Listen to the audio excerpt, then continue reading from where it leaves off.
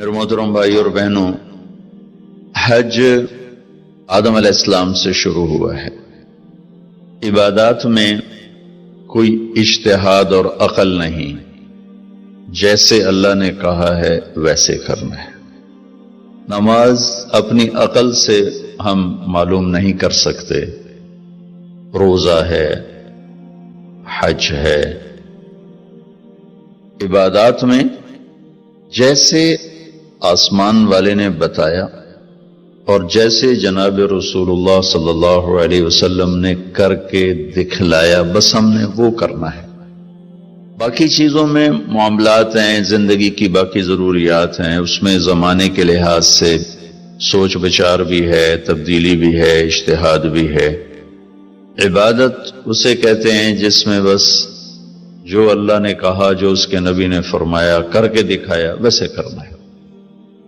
ہمارے نبی پاک کا میں تھوڑا سا آپ کو مختصر خاکہ حج کا بتا دیتا ہوں۔ جناب رسول اللہ صلی اللہ تعالی علیہ وسلم نے حج کا جب اعلان فرمایا، یہ 10 ہجری، تو اطراف سے قبائل جمع ہوئے، کوئی 12,000 کا مجمع اکٹھا ہو گیا مدینہ میں۔ 25 تاریخ کو بروز ہفتہ آپ نے نماز ظہر سے پہلے غسل فرما کے 2 چادریں احرام کی نیت کے بغیر 2 چادریں باندھ، کرتا بھی اتار دیا، تہمد بھی اتار دیا۔ سحارا ایک بستی ہے جو آج کل مسقط میں آتی، وہاں سے ایک کپڑا آتا تھا، اس کی آپ نے 2 چادریں لی۔ پھر آپ نے ظہر کی نماز کے بعد اپنے پورے قافلے کو لیا، ذوالحلیفہ جس کو آج کل ابیار علی کہتے ہیں، یہاں آپ نے آ کر قیام فرمایا، اور عصر، مغرب، عشاء اور فجر اور ظہر 5 نمازیں آپ نے یہاں ادا فرمائیں۔ آپ گزر رہے تھے کہ جبریل ہے کہ یا رسول اللہ، اللہ فرما رہے ہیں یہ پاک وادی ہے، یہاں آپ قیام فرمائیں۔ ایک رات کی قیام کے بعد صبح آپ نے فجر کی نماز کے بعد غسل فرمایا، خوشبو لگائی، اپنے بالوں کو تیل لگایا، پھر شہد لگایا۔ شہد گوند کا کام دیتا ہے، چونکہ اب ننگے سر جانا تھا تو بال بڑے تھے آپ کے، شانوں تک آئے ہوئے تھے، تو آپ نے ان کو شہد لگا کے نا وہ جوڑ دیا، آپس میں جوڑ دیا۔ اور عائشہ رضی اللہ تعالیٰ نے آپ کو خوشبو لگائی۔ جسم پہ خوشبو لگا سکتے ہیں احرام سے پہلے، احرام کے کپڑے کو نہیں، جسم پہ خوشبو لگا سکتے ہیں احرام کی نیت کرنے سے پہلے۔ بالوں میں، مانگ میں آپ نے خوشبو لگائی۔ پھر اس کے بعد آپ نے ظہر کی نماز ادا فرمائی اور آپ اونٹنی پہ سوار ہوئے اور قبلہ رخ ہو کر آپ نے کہا لبیک حجۃ اللہم لبیک، آپ نے حج کا احرام باندھا۔ تو جبریل آئے کہ یا رسول اللہ، اللہ تعالیٰ فرما رہے ہیں عمرے کو شامل فرمائے۔ وہاں سے آپ چلے، آپ کے ساتھ کوئی 12,000 کا مجمع تھا، اور آپ ملل میں آپ نے قیام فرمایا۔ ملل سے نکلے اور روحا میں پہنچے۔ روحا میں کنواں ہے، وہاں 70 نبیوں نے قیام کیا ہے حج کے دوران، حج پر جاتے اور آتے ہوئے۔ وہاں آپ نے بھی قیام فرمایا، رات بھی ٹھہرے۔ روحا سے چل کر آپ افایا پہنچے، افایا سے عرج پہنچے، عرج سے ابوا پہنچے۔ ابوا پہنچے تو سامنے بستی تھی جہاں آپ کے سارے انتظام کیے گئے تھے رہائش کے، اور یہ قافلہ 12,000 کا اب 60-70,000 کا ہو چکا تھا۔ تو ابوا میں آپ کی والدہ کی قبر ہے، حضرت آمنہ رضی اللہ تعالیٰ عنہ کی قبر مبارک ہے۔ تو آپ سڑک سے یوں ہٹ گئے، اندر پہاڑوں میں چلے گئے۔ اکثر مجمع تو نیا تھا، انہیں نہیں سمجھ میں آیا کہ اللہ کے نبی اندر کہاں جا رہے ہیں۔ چندے کو پتا تھا کہ آپ کہاں جا رہے ہیں، تو آپ چلتے چلتے چلتے چلتے چلتے ایک جگہ اپنے اونٹنی کو بٹھایا، کوئی وہ 70-80 فٹ اونچا پہاڑ ہے، تو وہاں سے آپ اوپر چڑھے۔ یہ اپریل کا مہینہ تھا اور ماں کی قبر کے سرانے تشریف لائے، اور یوں اپنے گھٹنے اٹھائے اور ہاتھ یہاں رکھے اور سر یہاں لیا، یہ پوزیشن بنائی جیسے چھوٹے بچے بناتے، اور پھر جوں سرہانے بیٹھ کے رونا شروع کیا۔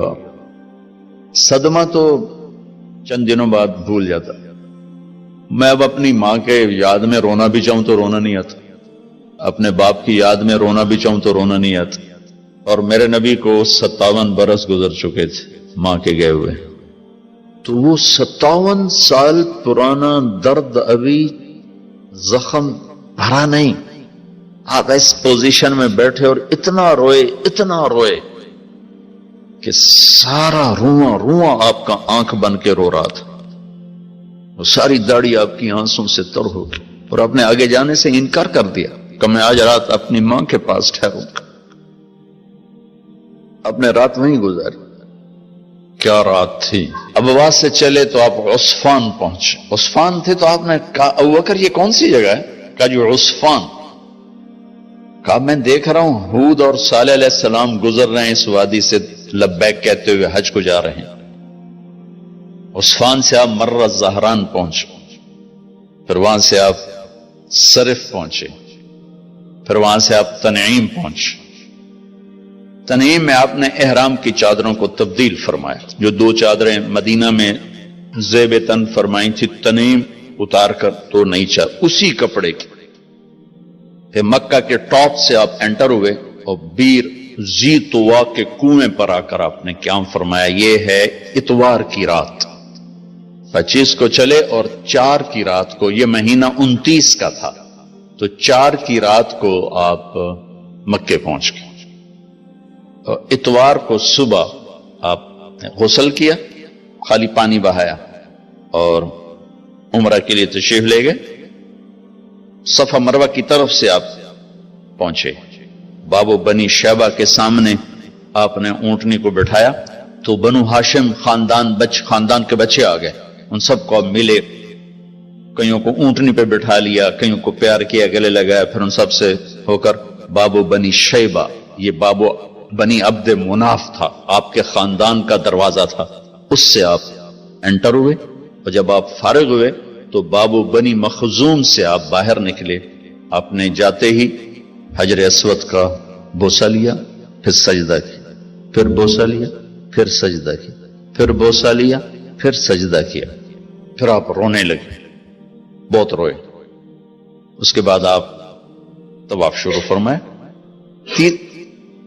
تیسرے یا چوتھے چکر میں آپ نے پانی بھی پیا اور حضرت عمر سے فرمایا کہ عمر حجر اسود کے بوسے پہ لڑائی نہ کرنا، جگہ ملے تو لے لینا، جھگڑا نہ کرنا۔ جیسے ہمارے نادانی میں لوگ، وہاں عورتیں بھی ایسی حماقت کرتی ہیں کہ ایک سنت عمل کے لیے فرض چھوڑ دیتے کہ مرد عورت کا یوں آپس میں اختلاط، یہ اس سے بچنا فرض ہے، اور وہ ایک سنت کے لیے گھس رہی، اور لڑائی جھگڑے فساد، قریب بھی نہیں جانا چاہیے۔ اللہ کے نبی نے استلام کیا، جب رش ہو گیا تو آپ کے پاس ایک لکڑی تھی، وہ دور سے یوں لکڑی کو لگا کر اور اس کا بوسہ لے لے۔ پہلا آپ نے بوسہ لیا، اس کے بعد رش ہو گیا تو پھر آپ نے ہر دفعہ بوسہ میں ایک دفعہ بوسہ لیا، اس کے بعد آپ کے پاس ایک لکڑی تھی، اس لکڑی کو آپ یوں چھوتے تھے اور حجر اسود کو، اور اس کا بوسہ لے لیتے تھے۔ بوسہ صرف ایک دفعہ۔